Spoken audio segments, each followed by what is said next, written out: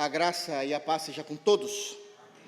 Graças a Deus que estamos reunidos na pessoa de Cristo. Quero pedir aos irmãos que abram suas Bíblias no livro de Neemias. Neemias, capítulo 5. Neemias, capítulo 5, nós iremos dar sequência nessa série de sermões que temos pregado nesse precioso livro. E hoje iremos entrar num assunto extremamente delicado, sério, para a vida cristã, para a igreja cristã. Então quero pedir também que os irmãos, após a leitura, estejam com suas Bíblias abertas para que a gente possa acompanhar o texto. Neemias, capítulo 5, nós iremos ler, queridos, dos versos 1 a 12. Mas já adianto, nós não iremos pregar todo ele. Tem muita coisa a ser dita, então nós iremos dividir esse sermão em duas partes. Mas nós precisamos respeitar o texto, aquilo que está por providência e por inspiração divina, então nós iremos nos submeter ao texto.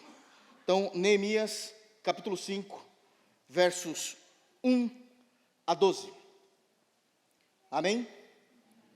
Diz assim o texto bíblico: Foi grande, porém, o clamor do povo e de suas mulheres contra os judeus, seus irmãos, porque havia os que diziam: somos muitos, nós, nossos filhos e nossas filhas, que se nos dê trigo para que comamos e vivamos. Também houve os que diziam: as nossas terras, as nossas vinhas e as nossas casas hipotecamos para tomarmos trigo nesta fome. Houve ainda os que diziam: tomamos dinheiro emprestado até para o tributo do rei sobre as nossas terras e nossas vinhas. No entanto, nós somos da mesma carne como eles, e nossos filhos são tão bons como os deles. E eis que sujeitamos nossos filhos e nossas filhas para serem escravos. Algumas de nossas filhas já estão reduzidas à escravidão. Não está em nosso poder evitá-lo, pois nossos campos e nossas vinhas já são de outros. Ouvindo eu, pois, o seu clamor e estas palavras, muito me aborreci. Depois de ter considerado comigo mesmo, repreendi os nobres e magistrados, e lhes disse: sois usurários, cada um para com seu irmão. E convoquei contra eles um grande ajuntamento. Disse-lhes: nós resgatamos os judeus, nossos irmãos, que foram vendidos a gentes segundo nossas posses. E vós, outra vez, negociaríeis vossos irmãos para que sejam vendidos a nós? Então se calaram e não acharam o que responder. Disse mais: não é bom o que fazeis. Porventura não devíeis andar no temor do nosso Deus, por causa do opróbrio dos gentios, dos nossos inimigos? Também eu, meus irmãos e meus moços, lhe demos dinheiro emprestado e trigo, demos de mão a esse empréstimo. Restituí-lhes hoje, vos peço, as suas terras, as suas vinhas, os seus olivais e as suas casas, como também o centésimo do dinheiro, do trigo, do vinho, do azeite, que exigistes deles. Então responderam: restituir-lhes-emos e nada lhes pediremos. Faremos assim como dizes. Então chamei os sacerdotes e os fiz jurar que fariam segundo prometeram. Amém. Feche teus olhos, vamos orar, pedindo a graça de Deus para que possamos entender de fato esse texto e aplicá-los em nossa vida. Deus soberano, é por meio de Jesus e unicamente de Jesus que nós nos reunimos diante de Ti. Somos gratos pelo perdão que temos de nossos pecados, da nossa iniquidade. Somos gratos por tão grande salvação que temos na obra perfeita, santa, poderosa, eficaz em Jesus Cristo. Obrigado porque o Senhor nos amou a ponto de revelar Cristo a nós. Jesus é tudo o que nós temos, Senhor. Que o Senhor possa, Pai, nos conduzir nesse sermão. Que por meio do Teu Espírito Santo o Senhor possa transformar corações, começando do meu, para que possamos aprender a nos submetermos aos Teus mandamentos, a olharmos como o Senhor olha para todas as circunstâncias e sermos como o Senhor Jesus, que é o nosso desejo, o nosso modelo, o nosso caminho. É no santo nome de Jesus que nós oramos a Ti. Amém.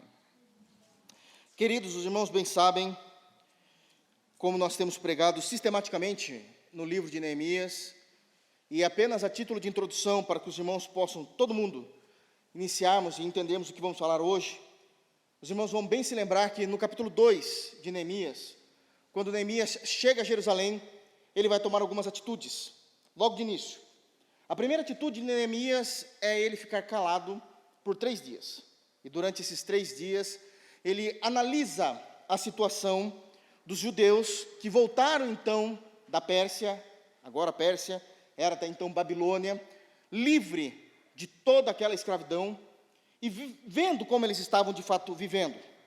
E era uma vida solitária, terrível, com destruição econômica, sem nada que pudesse, de fato, a não ser a misericórdia e a graça de Deus, prover sobre eles. Também temos uma outra informação no capítulo 2. Ele não apenas ficou calado 3 dias, mas ele também pegou o seu cavalo, alguns homens, sem nada falar, e deu uma volta sobre os muros devastados e destruídos de Jerusalém. E ali ele colhia informações de como estavam as circunstâncias do muro, e como isso era precioso, restaurar esses muros para essa nação. Fazendo isso, ele retorna e fala, conta ao povo o seu plano.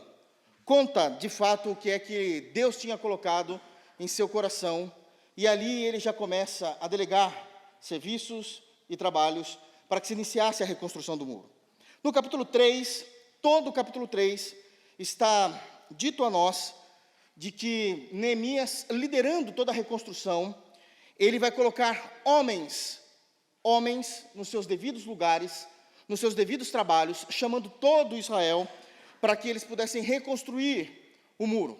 E ele não apenas faz isso com grande veemência, colocando pessoas certas, nos lugares certos, nos trabalhos certos, como também a logística de Neemias é impecável. A logística de Neemias, ao colocar aqueles homens, nós sabemos disso descrito, de uma forma invejável para qualquer empresa. De forma que isso funcionou, e funcionou muito bem. Durante 52 dias, eles conseguiram concluir a obra. No capítulo 4, parece que os inimigos se manifestam de forma mais árdua. E eles começam agora a colocar situações difíceis para o povo de Deus.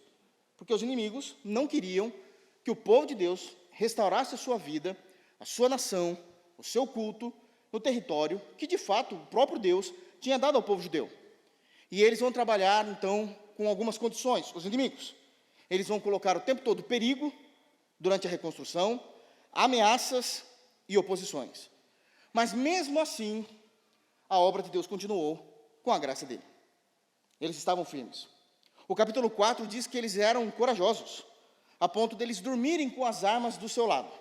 Dormiam, mas preparados para a guerra, caso Jerusalém fosse invadida. O capítulo 5 começa, parece que uma nova etapa, uma triste etapa na história do povo de Deus.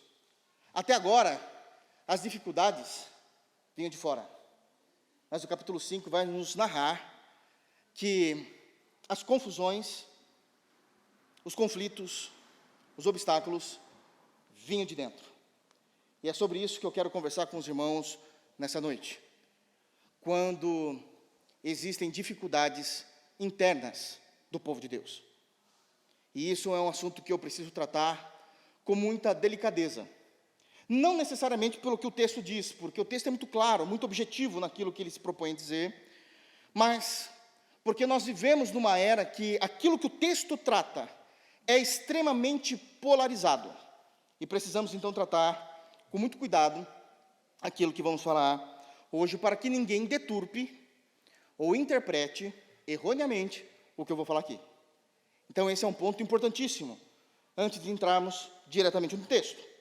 Um segundo ponto, ainda a título de introdução daquilo que eu quero falar com os irmãos, é que Neemias, ele começa a olhar para a situação, capítulo 5, esses 12 primeiros textos, esses 12 primeiros versos, e ao olhar, ele vai perceber algo terrível que está acontecendo no meio do povo de Deus. Aquilo que popularmente nós conhecemos como capitalismo selvagem. Capitalismo selvagem é uma expressão cunhada nos anos 80, onde iria muito além daquilo que o capitalismo propunha. Hoje, agora prestem atenção, eu preciso falar disso para que a gente venha entender o texto. Eu preciso falar disso para que os irmãos entendam o texto. Hoje, século 21, Ocidente, Brasil, guardada as devidas proporções de Oriente Médio, 4 séculos antes de Cristo, com o século 21, Ocidente, aquilo que está acontecendo em Neemias, no capítulo 5, não é necessariamente um erro do capitalismo, mas é uma denúncia contra aquilo que nós chamamos de metacapitalismo. Evidentemente que essa estrutura de pensamento, óbvio que essa expressão não existia naquela época, mas nós conseguimos ver ainda requisitos dela ainda hoje. Precisamos então pensar, porque cristão, e eu defendo isso, sempre defendi isso, cristão é um povo inteligente, porque a Bíblia o faz pensar, a Bíblia o faz refletir, a Bíblia o faz buscar, a Bíblia tem questões históricas, a Bíblia tem questões arqueológicas, a Bíblia possui assuntos políticos. Nós sabemos dessas áreas, precisamos estar atinados. Mas eu explico isso até mesmo para aqueles que vão nos assistir depois, porque talvez não nos conheçam tão de perto, e possam tirar algumas conclusões equivocadas. Então, nós precisamos entender aqui uma divisão entre capitalismo e metacapitalismo, para entendermos o que está acontecendo aqui no texto. E eu explico de forma simples e propositalmente superficial, porque o púlpito não é palanque político. Eu vou explicar isso de forma simples e superficial. O que é o capitalismo? O capitalismo, de uma forma bem simples, ele é consequência daquela liberdade que temos de fazer troca econômica entre as pessoas. E eu já quero abrir aqui um parênteses. Eu entendo, historicamente, não é somente uma opinião pessoal, que, antes que falem alguma coisa, que o comunismo, como ideologia política, como modelo ideológico político, e o socialismo como modelo econômico, nunca deu certo em nenhum lugar ao redor do mundo. Ponto. Ok? Já estou dizendo isso. Pessoalmente, também sou contra. E isso é para outra hora. Então, tanto o comunismo como modelo político ideológico, socialismo como modelo econômico, nunca deu certo em nenhum lugar do mundo. Isso é história, é só olhar. Todavia, nós temos o outro excesso, que não é o capitalismo. É o metacapitalismo. O capitalismo em si nada mais é, prestem atenção, isso é extremamente importante para entendermos o bendito texto de hoje. O capitalismo é aquela consequência de uma liberdade da sociedade em poder realizar trocas econômicas, financeiras, entre os homens, entre si. Isso é de forma simples e superficial o capitalismo. Desde transações mais básicas, vou dar um exemplo, simples mesmo, básica. Imagine uma mulher indo no shopping, compra um sapato que ela gosta, traz embora para casa, mas quando chega em casa, parece que aquele sapato ficou menor, não estava daquele jeito no shopping, e agora, ao usar o sapato para valer, ela percebeu que está apertando no pé dela. O capitalismo permite que ela simplesmente diga, vou vender. É uma transação econômica simplista, sem muita coisa. E às vezes ela oferece até para a vizinha, para a amiga mais próxima, para a irmã, quer ficar com ele? É tanto, quero, pagou, houve a troca, acabou. Isso é capitalismo. Até transações extremamente grandes, respeitando leis, princípios, éticas. O capitalismo em si, e agora prestem atenção no que eu quero dizer com os irmãos. O capitalismo em si, irmãos, ele, antes de nós termos esse modelo econômico do capitalismo, ele já existia. Antes dele ser oficializado, antes dele ser estruturado, ele já existia. Porque o capitalismo, ele é uma realidade e um modelo natural da raça humana. Vocês querem ver? Sempre existiu a negociação livre. Isso significa que o capitalismo suporta e comporta Pessoas que querem produzir, trocar, vender e consumir. Isso sempre existiu.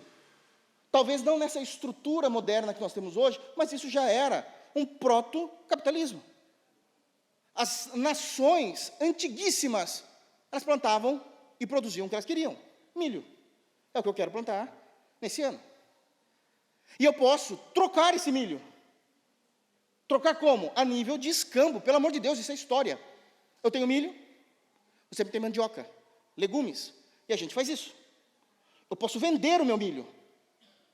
É tanto, pela safra que eu tenho. Ou então, eu posso consumir. Eu não tenho milho, mas eu desejo consumir e gastar quanto eu quiser com esse milho. Eu quero comprar 5 quilos de milho, 10 quilos de milho. Eu tenho essa liberdade econômica. Isto sempre existiu na história, inclusive na Bíblia. Então nós vemos esse proto-capitalismo sempre existindo. Ele nada mais é do que um modelo meio que natural da raça humana de se fazer negócios. Eu quero vender, eu quero comprar, acabou. Mas aí nós temos o metacapitalismo. E aqui nos chama a atenção porque é algo extremamente nocivo. O que é o metacapitalismo? Século XVIII, século XIX, e nós vamos falar de Revolução Industrial. Acontece a Revolução Industrial, e a Revolução Industrial só aconteceu por causa do capitalismo. Isso também é história. Tudo que eu estou falando é história, não estou falando nada pessoal aqui. É história. E durante, ou na realidade, após as revoluções, no plural, industrial, muitas pessoas ficaram extremamente ricas nesse período. Preciso também abrir um parênteses. Quando eu estou falando de pessoas ricas após a Revolução Industrial, eu preciso que os irmãos entendam que eu estou falando de bilionários, com B de bola. Bilionários. Isso é história. Eles ficaram bilionários. E bilionários têm uma forma diferente de angariar dinheiro para sua fortuna. É muito diferente dos milionários, muito diferente dos ricos, quiçá é extremamente diferente. Porque quando nós pensamos em angariar fundos, ter riquezas, obter riquezas, nós estamos ainda sonhando e correndo atrás dela. O bilionário já tem. O modo de pensamento dele a respeito de ainda obter riquezas é totalmente diferente. E qual foi esse modo de pensamento de uma reunião, que não aconteceu necessariamente de forma oficial, mas nas conversas dos bilionários, isso também é história? É eu monopolizar o meu segmento. Eu vou ter o monopólio do meu segmento. Quem somos nós para falarmos, vou ter monopólio em alguma coisa? Né? Não dá para pensar nisso. Mas os bilionários brincam disso. E eles falam, nós vamos monopolizar. E uma vez que eles têm o monopólio em mãos, eles conseguem agora dominar e ditar as regras de consumo e do mercado daquilo que eles têm monopólio. Isso é o metacapitalismo. Pessoas que, num primeiro momento, eu estou explicando na história, não na teologia, agora a gente vai entender isso aqui, que querem monopolizar o seu segmento e elas ditam as regras financeiras do mercado no seu segmento. Mas monopolizar, na cabeça desses bilionários, é realmente ter tudo, o poder total sobre o seu segmento, mesmo, aqui é o pulo do gato, que eu tenha que tirar algo do meu segmento que eu quero, que o Joãozinho tem, numa escala extremamente ínfima, que não faz diferença nenhuma para mim. A questão não é valor, a questão é poder. E eu vou tirar aquilo do Joãozinho, porque eu quero um monopólio total. Entendendo isso, é exatamente o que está acontecendo em Neemias capítulo 5. Talvez não com as expressões que eu usei aqui modernas, metacapitalismo, mas são que, de acordo com Neemias, no versículo de número 8, é o que eles estavam fazendo. Quando ele vai chamar essas pessoas para uma conversa, e ele convoca essas pessoas, ele convoca os nobres, e ele está dizendo: o que é que vocês estão fazendo com o nosso povo? E o que eles estão fazendo é monopolizando a riqueza de Israel. E isso é tudo a título de introdução, para que vocês possam entender. Além do monopólio desse metacapitalismo, existe também a ganância desenfreada nesse capítulo. Existe a ganância. Vou lembrar os irmãos. Nós sabemos que tanto Esdras como Neemias estão falando do mesmo período histórico, que é o pós-exílio. Esdras vindo primeiro do que Neemias. E nós também sabemos que nós já fizemos a exposição aqui de Esdras, e sabemos que logo no primeiro capítulo de Esdras, quando o rei da Pérsia libera o povo de Deus para voltar à segunda caravana, uma das coisas que o rei fez, usado por Deus, era dar dinheiro, ofertas, ouro, prata ao povo, para que eles voltassem e não chegassem de mãos vazias em Jerusalém. Os irmãos se lembram disso? Isso também é muito importante, porque são questões históricas. E quando nós começamos a pregação em Neemias, também o rei Artaxerxes fez a mesma coisa. O que você quer, Neemias? Me peça. Neemias pediu. Inclusive madeiras, vocês se lembram disso? Para a reconstrução, que eram madeiras nobres. E ainda com medo de ser roubado durante o trajeto, ele fala: eu quero, se você puder, ó rei, né, soldados, para que me protejam durante a caminhada. O que eu quero dizer é que o povo de Deus nunca chegou em Jerusalém com as mãos vazias. Deus agiu de uma forma gloriosa para que reis ímpios abençoassem o povo e chegassem em Jerusalém com os recursos necessários para começarem a reconstrução do templo, a reconstrução do muro, o culto a Deus e uma vida em sociedade. Então eles estavam providos de todas essas coisas. Mas agora a gente fica sabendo que os nobres, isto é, as pessoas que pelo menos tinham sido uma família nobre anteriormente, antes deles irem para a Babilônia, mesmo que tivessem perdido tudo, uma coisa que não se perde é a sabedoria, a inteligência, a formação acadêmica, o tato de fazer negócios. Esses eram os nobres. E eles viram nesses recursos que Deus deu ao povo para reconstruir a cidade um meio de enriquecer diante dos irmãos mais simples. Então agora o problema é interno. O problema não é mais com Tobias e Sambalate. O problema é com crentes dentro do povo de Deus. O capítulo 5 de Neemias está mostrando que a igreja, ela consegue ser monstruosa quando ela perde o temor a Deus. A igreja, ela consegue ferir pessoas quando ela perde o temor a Deus. A igreja consegue desconstruir a aliança de Deus, pelo menos naquele meio, quando ela perde o temor a Deus. E era exatamente disso que os povos começaram, as pessoas, não os povos, as pessoas de Jerusalém começaram a gritar. Então é nessa perspectiva introdutória que nós precisamos ler o capítulo 5. E aqui nós vamos ter então pecados e pontos importantes que precisamos aprender com o erro dos nossos irmãos para que nós não venhamos cair nos mesmos erros. Porque o nosso coração sempre pende para o mal. Ah, se não for o Senhor lavando diariamente o nosso coração com a sua graça, o nosso coração penderia para o mal. Dito isso, então, agora eu quero começar com os irmãos a leitura e quero ler com os irmãos os versos 1 e 2. Olha o que é dito no capítulo 5, versos 1 e 2. Foi grande, porém, o clamor do povo e de suas mulheres contra os judeus, seus irmãos, porque havia os que diziam: somos muitos, nós, nossos filhos e nossas filhas, que se nos dê trigo para que comamos e vivamos. E aqui já é destacado um primeiro problema ou obstáculo interno em Jerusalém.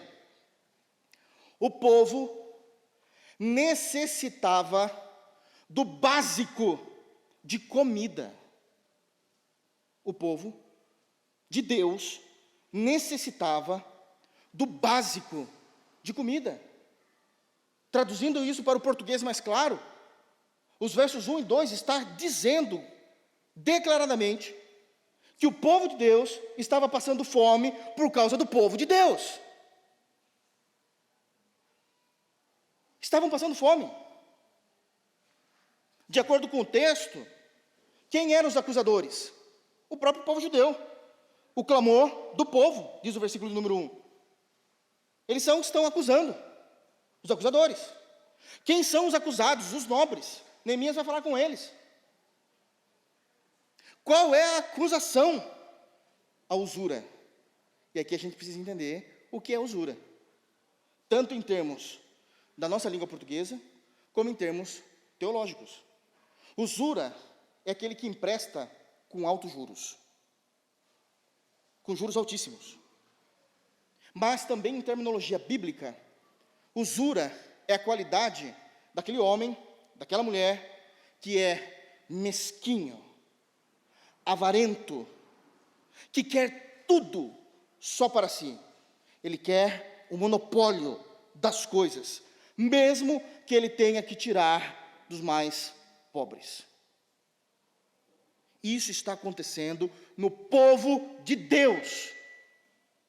Nós não estamos falando de um império que veio contra-atacar o povo de Deus. Não estamos falando do império babilônico que já tinha caído, não estamos falando do império persa, que desistiu de libertar o povo. Não estamos falando da Síria, que já tinha levado o reino do norte. Estamos falando de judeus usurpando judeus.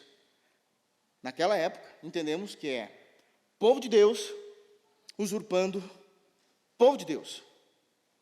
Queridos, uma coisa precisa ficar bem clara. Com fome não se brinca. Com fome não se brinca. O contexto que nós temos aqui é que esses homens estavam trabalhando diariamente na reconstrução do muro. Diariamente eles estavam suando a camisa na reconstrução do muro. Agora, a pergunta que fica é: o que adianta suar a camisa durante todo o dia reconstruindo os muros da cidade do grande Deus, Jerusalém, e na hora do almoço, a panela está vazia. A panela está fria. Porque nem fogo precisou acender, não tem nada para pôr na panela. Nós sabemos que, em grande parte, são as mulheres que são responsáveis por esse ofício do almoço, e são elas que estão clamando. Versículo 1: e de suas mulheres contra os judeus, seus irmãos, elas estão clamando: não temos comida. Nós estamos com fome. Nossos esposos levantaram hoje pela manhã, com fome, porque não comeram na noite anterior, e eles estão trabalhando. E agora, na hora do almoço, quando eles voltam para casa, lembram da logística? Nós já falamos disso em Neemias. Eles voltam para casa para almoçar, o fogão a lenha está desligado, está apagado, porque não tem nada para pôr no fundo da panela. E qual é o grande problema de se trabalhar com fome? Porque esse é o contexto. Qual é o grande problema de se trabalhar com fome? Pelo menos 3, no mínimo, rapidinho aqui. O primeiro problema de se trabalhar com fome é que a fome nos tira toda a atenção, todo o raciocínio. Você não consegue pensar direito. Sua barriga ronca. Você está fraco. Você está desesperado. Tudo que você quer comer é se sustentar, é se saciar. Como é que você vai ter atenção no seu trabalho, na reconstrução do muro? Um segundo ponto importantíssimo a respeito da fome é que a fome faz existir maus relacionamentos. Vai falar com alguém com fome. Não tem humor. Os relacionamentos estão marcados por falta de humor, por respostas ríspidas. A fome faz você nem prestar atenção no que a pessoa está falando. Você não consegue prestar atenção. Está fora do seu domínio. Porque a fome e a sede são os instintos mais veementes da raça humana. Brinca com tudo, mas não brinca com fome e sede. De desperta os instintos mais animálicos. Pessoas são capazes de matar por fome. Um outro ponto, rapidamente, que a fome intervém diretamente no trabalho, é na performance. Como que alguém vai performar com fome? Como que eu exijo algo de alguém que está com fome? Mas o texto nos mostra um assunto mais sério ainda. É que o contexto fala da reconstrução. Mas e quando a fome sai do nível de trabalho e vem para casa? Como é que um pai trabalha, sabendo que ao meio-dia, o seu filhinho ou a sua filhinha não tem o que comer? Talvez, e somente talvez, os jovens que nunca passaram por isso não consigam entender, mas pergunte para os pais. O desespero que é imaginar o seu filho estar com fome e você não ter uma colher de arroz com feijão para dar para ele. O que é você humilhantemente enganar a fome do seu filho fazendo um angu de fubá, tentando dar para ele e matar a fominha dele. E quando o fogão a lenha não está nem aceso e as panelas estão frias, na hora do almoço. É isso que está acontecendo. É o pai de família falando: o meu filho está com fome, a minha filhinha está com fome, mas a minha esposa também. A minha princesa está com fome. E eu? Isso é tirar a honra do homem, onde ele não consegue sequer ser o provedor da casa, o provedor da família.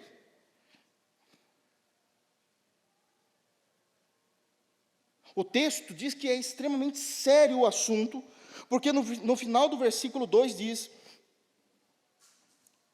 nos dê trigo, para que comamos e vivamos. Está no texto. Eles não estão falando de uma noite de fome. Agora começa a bater o desespero deles morrerem por causa da fome. Sabe onde isso está acontecendo? No povo da aliança. No povo de Deus. Veja se isso não é sério. Percebam se isso não é humilhante. Isso é terrível. É seríssimo. E notem comigo que o texto não está dizendo, nos versos 1 e 2, que eles estão passando necessidade, que eles estão com fome, porque os esposos estão à toa na vida. São pessoas que não querem trabalhar, decidiram: não vou trabalhar. Se a minha mulher, se meus filhos querem comer, eles que se virem. Que eu sou, na literalidade do texto, lá do dicionário, que os homens são vagabundos. Não. Todos eles tinham no mínimo 2 trabalhos. Eles estão trabalhando na obra, reconstruindo o muro, e cada um tem os seus afazeres do dia a dia normativo. E não tem dinheiro para comer. E isso começa a levantar uma preocupação. O que é que está acontecendo no povo de Deus? O que é que o povo de Deus está pensando? O que é que está acontecendo? Isso é sério. Mas como se não bastasse, ainda tem o versículo 3, olha o que é dito. Também houve os que diziam: as nossas terras, as nossas vinhas, as nossas casas, hipotecamos para tomarmos trigo nesta fome. Eles estavam com dívidas por causa da exploração dos nobres. O versículo 3 nos ensina isso. Nos apela a isso, que eles estavam com dívidas por causa da exploração dos nobres. Queridos, a cesta básica, aquilo que nós chamamos hoje, no Ocidente, de a cesta básica, já estava inacessível a eles, pelos valores. Os homens nobres estavam monopolizando cada um as suas coisas, de tal maneira que eles estavam regrando o mercado. O povo de Deus. Eles traziam e regravam o mercado financeiro, cada um ali no seu segmento. E a cesta básica já não era mais cesta básica. E eles não tinham dinheiro para isso. Então eles começam a hipotecar. No Brasil a gente não tem muito esse termo, mas em qualquer lugar do mundo tem.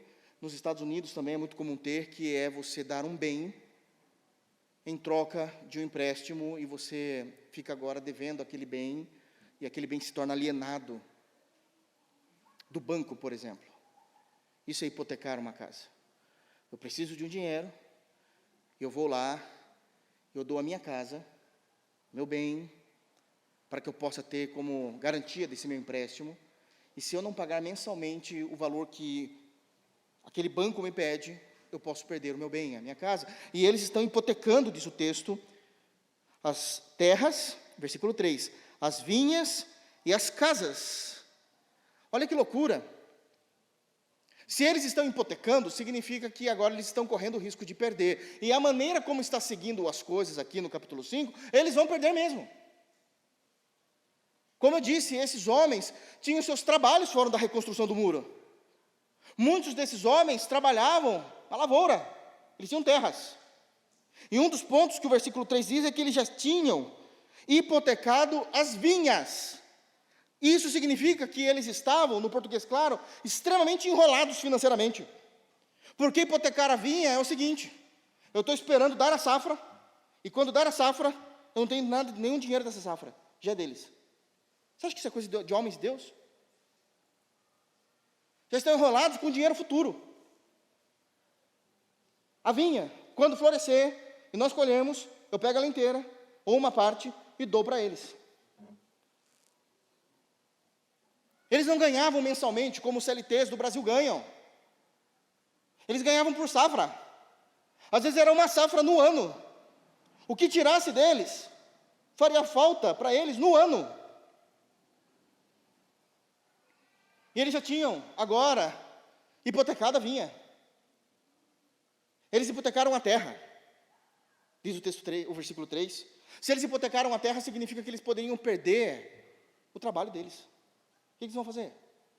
Hipotecaram as casas. Se eles perdem a casa, que já estava numa situação de assolação lá em Jerusalém, vão se tornar pessoas em situação de rua. Mas sabe quem está fazendo isso para eles? O povo de Deus. O povo de Deus. Quando se perde o temor, o povo de Deus pode virar monstros na vida de outros crentes. Isso é extremamente sério.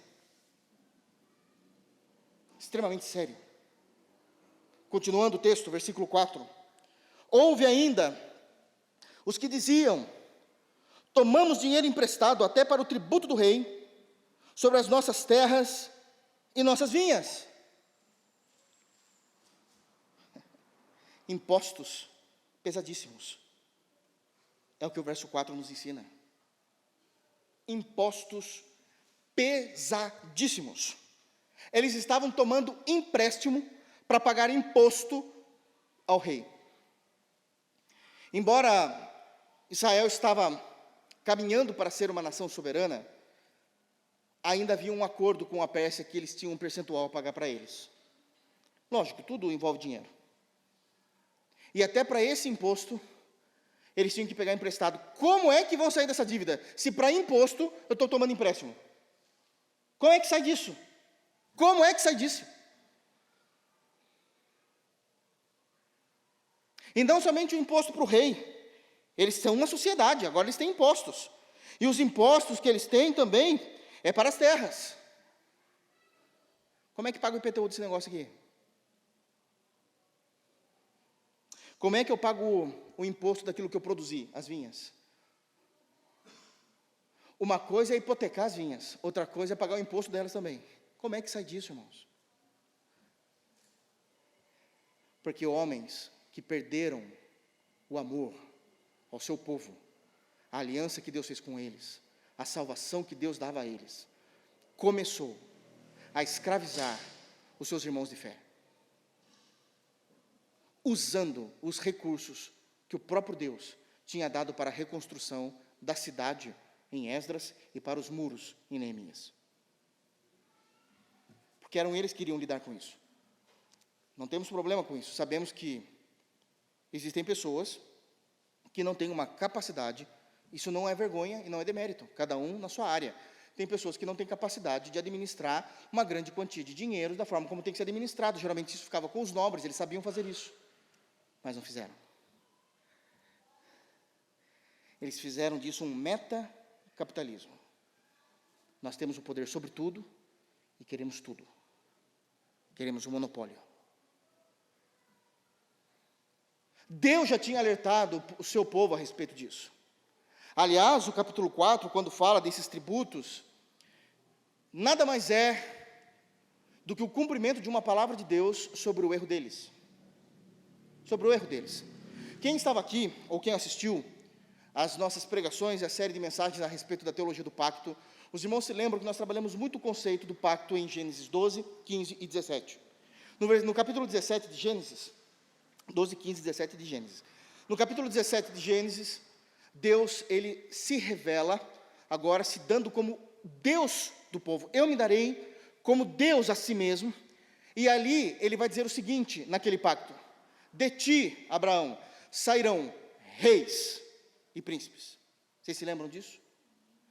E aí depois, Deus vai revelar, em Gênesis 49, para Jacó, que o rei sairia de uma tribo específica, de Judá. Lembram-se? Judá é um leãozinho, o cetro não sairá de ti, até que venha Siló. Lembram-se disso? Amém, irmãos? Ok. Lembrado disso, o que o povo fez? A gente não quer um de Judá como rei. A gente quer um bonitão. Um bonitão que quando passa na rua, as mulheres ficam loucas. E tem um cara bonito aí, Saul. Tá, e Saul é de onde? É de Benjamim. Não é o rei que Deus falou que era para ser. E eles afrontam o profeta Samuel por causa disso. Por favor, vamos abrir a Bíblia em 1 Samuel, capítulo 8.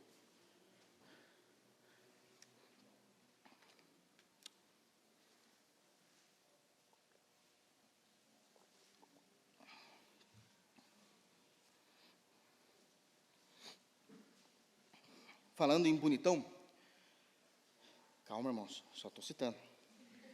Falando em bonitão, eu me lembro da história moderna. Irmãos, pelo amor de Deus, sou muito novo, tá bom, mas a história está aí para ser estudada, ok? Então, em 92, Collor ganhou. Foi em 92, né? Ele ganhou, 92 foi impeachment. 92 foi impeachment. Ele ganhou em 89 para entrar em 90. 90, Collor ganhou porque ele era bonito no Brasil. Dá para acreditar nisso? O caçador de marajás, o cara é bonito, o presidente mais novo que o Brasil já teve. Não lembro, então estuda, irmãos. Me ajudem a te ajudar. Ele ganhou porque era bonito. Dá para acreditar nisso? E a competência? A mesma coisa. E eles queriam um rei. Só que nesse momento da história de 1 Samuel capítulo 8, queridos, Israel não era uma monarquia. O povo de Deus era uma teocracia. Somente Deus reinava sobre eles. Mas o povo veio até Samuel e disse: nós queremos um rei sobre nós. E Samuel vai tentar debater com eles. E Deus vai dizer: para, Samuel, o problema não é com você. O problema é comigo. Eles querem um rei? Então eu daria um rei a eles. Mas, antes de eu dar um rei a eles, você avisa a eles tudo o que um rei vai fazer com eles, que eles não estão acostumados. Geralmente, quando o homem ou a mulher está cegos por um desejo, nunca vê os contras, só vê os prós. Não consegue ver o que vai acontecer. Ele já está perdido naquele desejo, naquela ambição. Eu quero um rei, nós queremos um rei. Tá, por que vocês querem um rei? A resposta é: porque as outras nações têm um rei. Vamos lá, 1 Samuel 8. Eu vou precisar ler com os irmãos. Culto de doutrina, precisamos ler. Verso 1. Tendo Samuel envelhecido, constituiu seus filhos por juízes sobre Israel. Então aqui Samuel já não era mais aquele garoto de Samuel. Aqui já tinha passado anos. Já era senhor de idade. O primogênito chamava-se Joel, e o segundo Abias, e foram juízes em Berseba.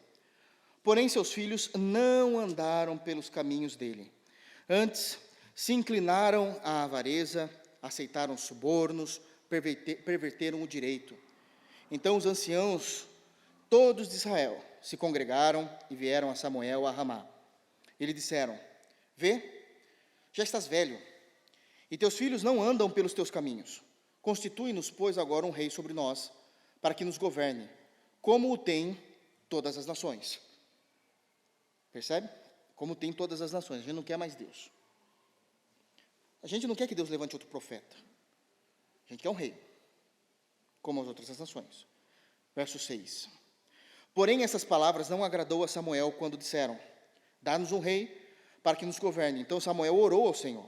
Disse o Senhor a Samuel: atende a voz do povo em tudo quanto te diz, pois não te rejeitou a ti, mas a mim, para eu não reinar sobre ele, segundo todas as obras que fez desde o dia em que o tirei do Egito até hoje, pois a mim me deixou e a outros deuses serviu, assim também o faz a ti. Agora, pois, atende a sua voz. Porém, adverte-o solenemente e explica-lhe qual será o direito do rei que houver de reinar sobre ele. Referiu Samuel todas as palavras do Senhor ao povo que lhe pediu um rei, e disse: este será o direito do rei que houver de reinar sobre vós. Ele tomará os vossos filhos e os empregará no serviço dos seus carros e os seus cavaleiros, para que corram adiante deles. E os porá uns por capitães de 1000 e capitães de 50, outros para lavrarem os seus campos e ceifarem as suas messes, e outros para fabricarem suas armas de guerra e o aparelhamento de seus carros. Tomará as vossas filhas para perfumistas, cozinheiras e padeiras. Prestem atenção agora. Tomará o melhor das vossas lavouras e das vossas vinhas, dos vossos olivais, e os dará aos seus servidores, e as vossas sementeiras, e as vossas vinhas dizimará, para dar aos seus oficiais e aos seus servidores. Também tomará os vossos servos e as vossas servas, e os vossos melhores jovens, e os vossos jumentos, e os empregará no seu trabalho. Até aqui. Vocês querem um rei? Vocês vão gastar muito dinheiro com ele. Primeiro, suas filhas vão sair debaixo do seu teto. Vai todo mundo, as mais bonitas, vai trabalhar tudo para ele. Vai esquentar a cama dele. Porque assim funciona um rei. Seus filhos não vão seguir a sua profissão, que era uma honra naquela época. Eles vão trabalhar fazendo as armas do rei, as roupas do rei. É isso que eles vão fazer. Sabe as suas colheitas? Então, agora vai ter imposto. Ele vai dizimar as suas colheitas. Ele vai pegar impostos, tributos. Conhece alguma coisa parecida aqui? Só que em forma monetária agora? Não na espécie do que eles plantavam? É isso que o rei quer. Irmãos, quem é que banca o luxo do rei? O povo. Quem é que banca o luxo do governo? O povo. Pelos impostos. Um tempo atrás eu estava lendo alguma notícia, Supremo Tribunal Federal, tomando as champanhes mais caras e comendo caviar à vontade. Com qual dinheiro que vocês estavam fazendo isso? Quem sustenta o luxo? Do império, do rei, do monarca ou do governo, do Estado? O povo. Vocês querem um rei? É isso que eles vão ter direito. E eles colocaram Saul, e Saul fez tudo isso. Agora eles estão sofrendo, porque de acordo com o versículo 4, voltando lá para Neemias 5, eles estão pagando esses impostos pesados. Deus já tinha falado a eles. Mas o que isso tem a ver com os impostos do rei da Pérsia? Que se eles não tivessem desobedecido a Deus e colocado um rei sobre eles, era Deus que estava governando sobre eles. Os reis não seriam maus que subiriam ao trono, e Deus não mandaria a Babilônia para levá-los cativos.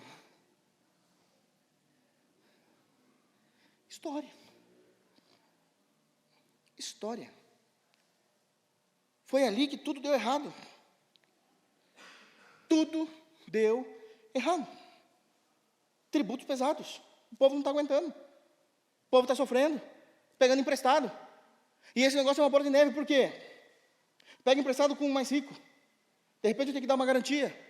Pega emprestado com um parente, já não consigo pagá-lo. O que eu faço agora? Eu vendo a terra. Venda a vinha. Venda a casa. Não tem mais nada, e agora? Venda os filhos. É isso que está acontecendo. Vou vender minha filha. Minha filha virou moeda corrente. Vou vender meu filho para ser escravo. Eles estão reclamando disso. Verso 5. Olha o que é dito: no entanto, nós somos da mesma carne como eles. Os nossos filhos são tão bons como os deles. E eis que sujeitamos nossos filhos e nossas filhas para serem escravos. Algumas de nossas filhas já estão reduzidas à escravidão. Não está em nosso poder evitá-lo, pois os nossos campos e as nossas vinhas já são de outro. E temos aqui um pecado terrível.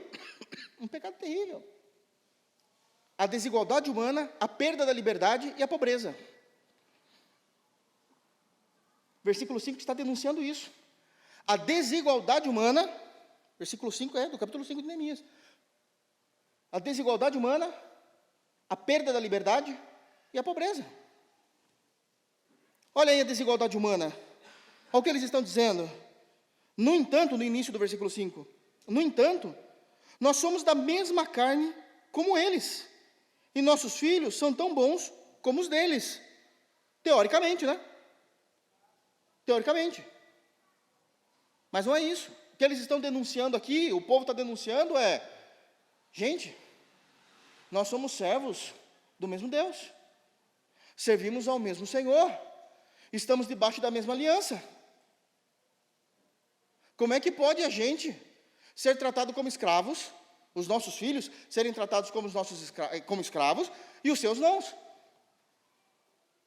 Como é que os nossos filhos estão passando necessidade dentro do próprio reino e o de vocês não? Não é desigualdade social isso aqui, é desigualdade humana. É o mesmo povo. É a mesma carne, eles dizem. Nós somos da mesma carne, a mesma nação, o mesmo povo, a mesma fé. E estamos sendo tratados diferentes.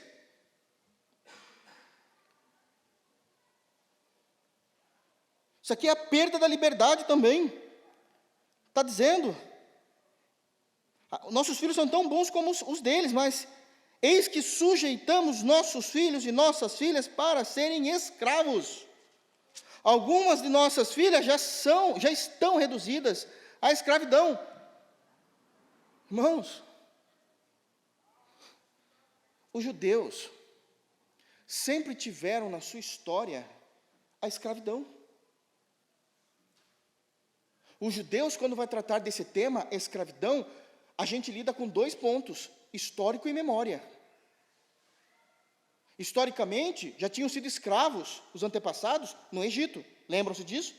430 anos no Egito. Israel foi escravo. Mas para esse povo também é uma questão de memória. Aquilo que para nós é história, para eles é memória. A gente acabou de sair da Pérsia, pessoal. A gente acabou de sair da Pérsia. Eu estava lá. Conheci a galera lá. Trabalhei para o povo lá, como escravo.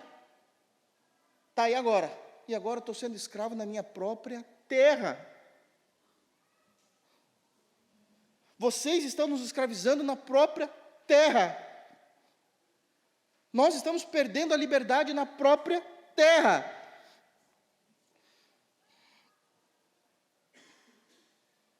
E aqui uma declaração de pobreza, final do versículo 5. Olha a falta de esperança que eles estão dizendo. Não está em nosso poder evitá-lo, evitar isso. A desigualdade humana, a perda da liberdade, a gente já não tem poder para fazer isso. Se não tem poder, perdeu a esperança. Por quê? Pois os nossos campos e as nossas vinhas já são de outros.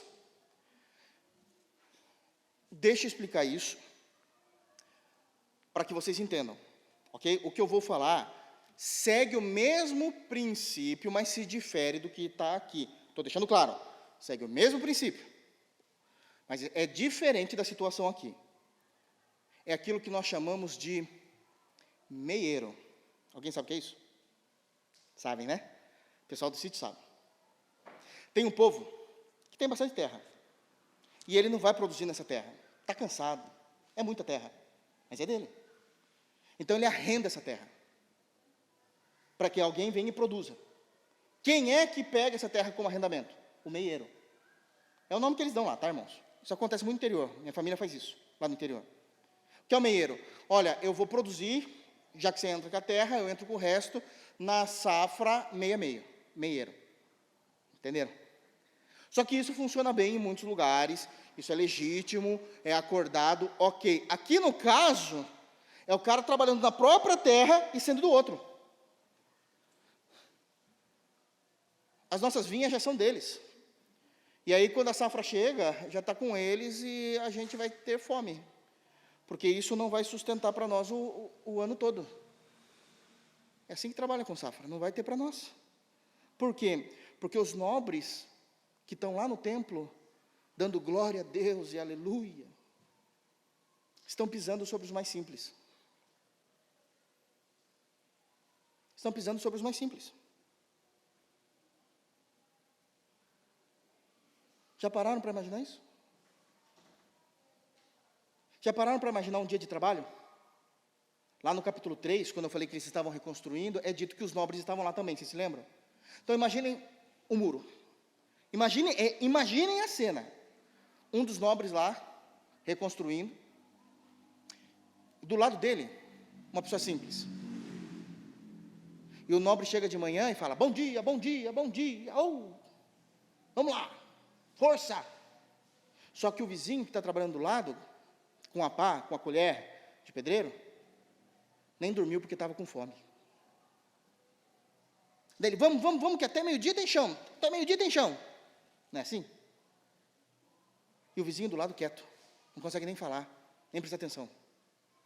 Chega no meio-dia, opa, agora é hora de parar tudo, hein? Mas ele tem que comer. E o vizinho fica ali. Não tem para onde ir. Volta o segundo turno. Parte da tarde. Vamos que até 6 horas tem chão ainda, hein? Vamos lá. Só que ele está alimentado. E o irmão de fé do lado está passando fome. Os filhos estão com fome. A esposa não comeu. Bate 6 horas. Ele vai bater o cartão. E aí ele bate na costa do irmão e fala, oh, glória, hein? Mais um dia que a gente avançou um pouquinho nesse muro, hein? Eita, Deus bom! Só que ele não sabe que esse homem não está comendo. Porque ele tirou a comida desse homem. Porque ele tem um monopólio de alguma coisa, e esse homem vai dormir pela segunda noite sem comer. E o cara está dando glória a Deus. Esse cara é um filho do diabo.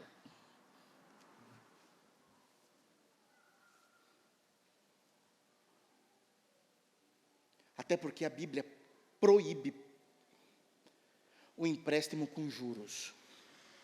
Abram lá em Deuteronômio, por favor.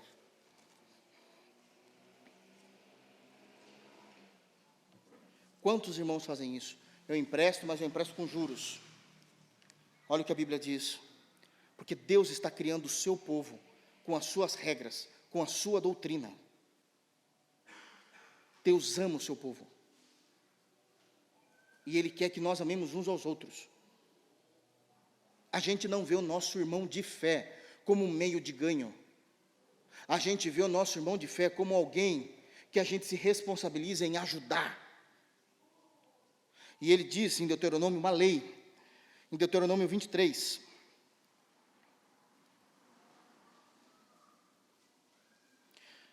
Deuteronômio 23, verso 19 e 20. Olha como Deus é sábio na administração financeira das coisas. Está aqui no texto. Deuteronômio 23, 19 diz assim, ó. A teu irmão não emprestarás com juros, seja dinheiro, seja comida, ou qualquer coisa que é costume se emprestar com juros. Para quem é crente, não se empresta com juros. A gente faz por amor, por assistência, por auxílio, por generosidade. Versículo 20. Ao estrangeiro emprestarás com juros, porém a teu irmão não emprestarás com juros, para que o Senhor teu Deus te abençoe em todos os teus empreendimentos na terra a qual passas a possuir. Qual é essa bendita terra que passa a possuir? A mesma que os infelizes estão lá agora. Vocês não precisam fazer isso. Deus está dizendo, eu vou abençoar vocês nessa terra, Não façam isso com seus irmãos, mas, como negociantes com os de fora, sejam sábios. Podem negociar. Deus não é contra a livre oferta. Não é livre, Deus não é contra o crediário com juros para ganhar. Não é contra, está aqui no texto. Mas com os irmãos, não, isso não. Isso é generosidade. Isso é povo do nosso povo. Está debaixo da mesma aliança. Isso é graça sobre graça. Isso é graça sobre graça. Não se faz isso. Não se faz. Não se monopoliza tudo. Abram, por favor, em Isaías. Por favor, Isaías, capítulo 5. Somente um versículo, o 8. Olha o que Deus fala no profeta Isaías, capítulo 5, versículo 8. Eu preciso que os irmãos leiam comigo isso. Aqui é um metacapitalismo. Não confundam com capitalismo. Isaías 5, 8. Todos abriram? Olha o que é dito. Deus falando, ai, isso aqui é juízo. Essa expressão, ai, é juízo. Ai dos que ajuntam casa a casa, reúnem campo a campo, até que não haja mais lugar e ficam como únicos, monopólio, moradores no meio da terra. Ai dessas pessoas que fazem isso. Sabe o que é interessante? Abraão tinha muitas terras. Deus não condenou Abraão por causa disso. Barnabé tinha muitas propriedades. Deus não condenou Barnabé por causa disso. Maria, irmã de Barnabé, em Atos 12, tinha muitas propriedades. Também Deus não condenou por causa disso. Até os que morreram, Ananias e Safira, tinham muitas propriedades. Deus não condenou por causa disso. Condenou porque eles mentiram. Mas Deus não condenou. O problema está em ter propriedades, em crescer, em se desenvolver, em se enriquecer licitamente. Não tem problema nisso. O problema é quando eu quero monopolizar a ponto de outras pessoas terem condição de comprar e não poder. Porque eu trago a regra do mercado. Ai dos que fazem isso. Está no texto. Não briga comigo, briga com o texto. Está no texto. Ai dos que fazem isso. Voltemos para Neemias, para que a gente possa terminar. Tem muita coisa, vou ter que deixar para outro dia. Verso 6.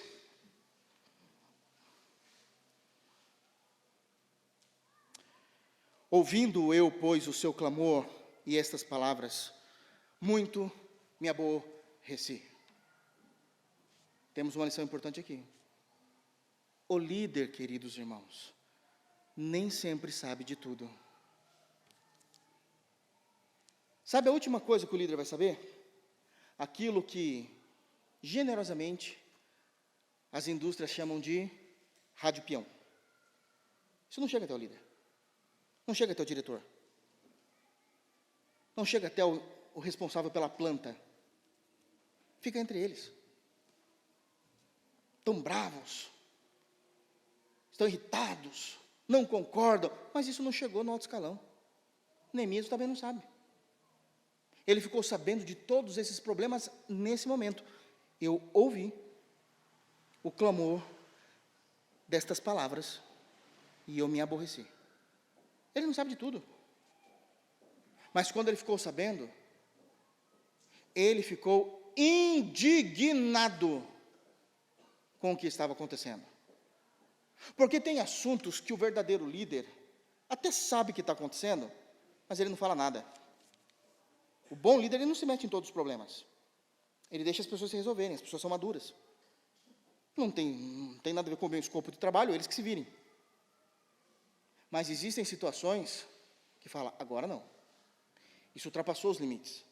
E há uma indignação de Neemias, um homem de Deus. Ele fica indignado com o que está acontecendo. Ele está indignado. Porque existem coisas que devem trazer indignação contra as nossas vidas. Para com nossas vidas. Nós precisamos amar, queridos irmãos, o que Deus ama. Mas precisamos odiar o que Deus odeia. Isso são princípios. E Neemias cumpriu esse princípio, se aborrecendo, se indignando com o que estava acontecendo. Isso é extremamente sério. Extremamente sério.